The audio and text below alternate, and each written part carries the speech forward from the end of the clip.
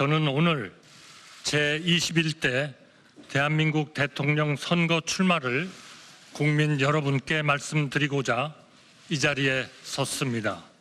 취임 첫 해 개헌안을 마련하고 2년 차에 개헌을 완료하고 3년 차에 새로운 헌법에 따라 총선과 대선을 실시한 뒤 곧바로 직을 내려놓겠습니다. 국무총리라서 못한 일을 대통령의 힘으로 반드시 해내겠습니다. 탄핵을 초래한 이러한 탄핵에 의해서 초래된 우리 국민들의 충격과 그리고 정말 좌절과 어려움에 대해서 저도 여러 번 국회에서 죄송하다는 말씀을 드렸고 정말 송구스럽다는 말씀을 계속 반복했습니다. 저는 그 문제에 대해서는 말하자면 문제가 없다 이런 결론을 헌재가 냈고요. 저 개인에 대해서는 헌법재판소가 국회가 제기한 그런 탄핵 소추안에 대해서 기각 판결을 함으로써 헌재라는 사법 절차가 저는 완료가 됐다.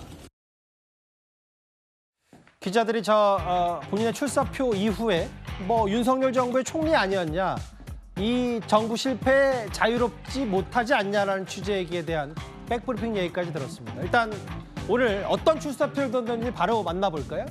한덕수 전 총리의 출마 선언입니다. 국무총리로 이 못한 일을 대통령의 힘으로 반드시 해낼 것이다. 이런 살아온 인생을 봐달라라고 하면서 최진영 변호사님 개헌이라든지 혹은 경제 이런 부분에 방점을 뒀어요. 그렇습니다. 1인 지하 만인 지상.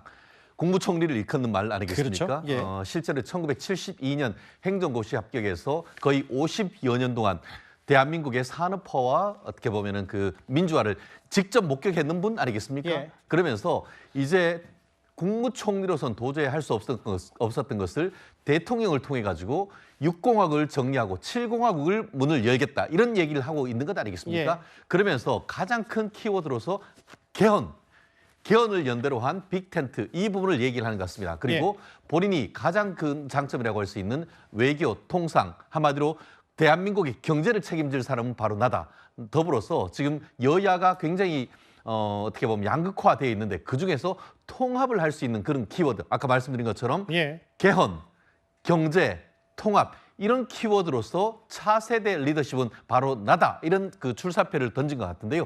나름대로 시대의 정신을 잘 잡은 것이 아닌가 싶습니다. 다만 시간이라든가 어떻게 보면 인력 이런 부분들이 짧은 이런 상황 속에서 과연 어떤 리더십을 발휘할 수 있을지 한번 시험대에 오른 것이 아닌가 생각합니다. 그러면 한덕수 대행 주변, 전 총리 주변에 누가 있는지 오늘 국회 소통관 예약은 성일정 의원이 한 것 같고 추경호 의원 원내대표도 지냈고 부총리로서 과거 윤석열 정부 내각에도 같이 있었죠. 김미애, 김희상, 김문수 후보를 지지했던 인물들도 오늘 함께 대거 참석을 한 출사표 현장이었습니다. 저 여의도 국회에 있다가 한덕수 전 총리 출마 선언 첫날부터 무척이나 바빴습니다. 바로 이 사람을 만났습니다.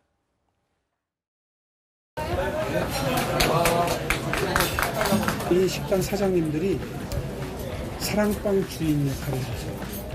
그래서 아무개 씨 오늘도 오셨는데 오늘은 설렁탕 육개장 이렇게 하면 인간관계가 생겨가지고 밖에 안 나오 드시는 분들이 밖에서 나와요. 라이프 사이클이 생기고 외롭죠.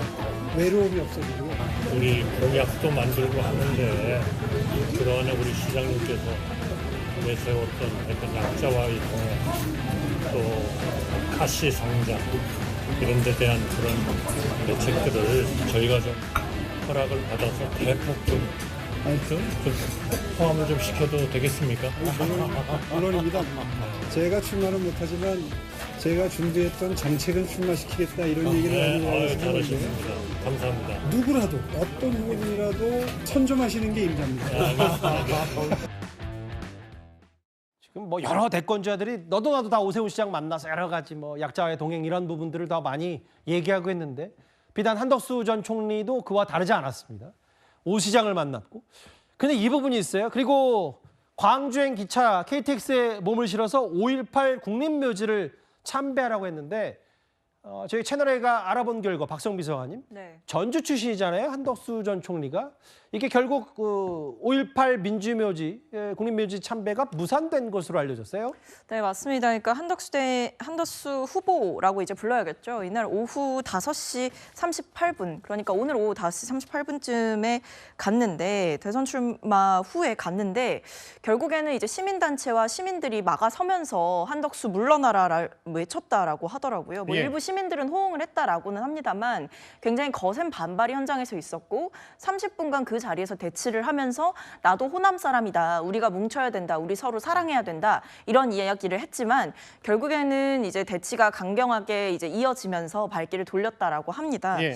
저는 근데 사실 광주에서 한덕수 대행이 인정받지 못할 거라고 생각을 했어요. 왜냐하면 이번 대선 자체는요. 윤석열 전 대통령의 불법 계엄으로 그렇게 해서 파면돼서 치러지는 선거입니다. 근데 광주는 굉장히 그런 부분들에 대해서 상처가 깊고 트라우마도 있는 곳인데 한덕수 대행이 그 정권의 2인자였지 않습니까? 지금 권한대행으로서의 자리도 내팽겨치고 사실상 윤석열 정권의 2인자였던 사람이 달려가서 나도 호남 사람이다라고 외친다고 한들 예. 광주 시민들께서 과연 너그러이 품어주실 수 있었을까요? 오히려 윤석열 정권 때 총리일 때 그럼 계엄 막지 그랬냐 이렇게 이야기하실 것 같거든요.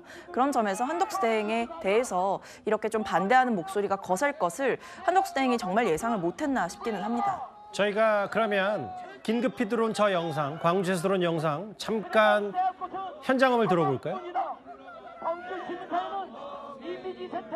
뭐 한덕수 전 총리에 대한 여러 비판 목소리 있고 저기에 또 한번 들어볼까요? 저도 호남 사람입니다. 저도 호남 사람입니다. 사랑해야 합니다. 사랑해야 아껴야 합니다. 예. 합니다.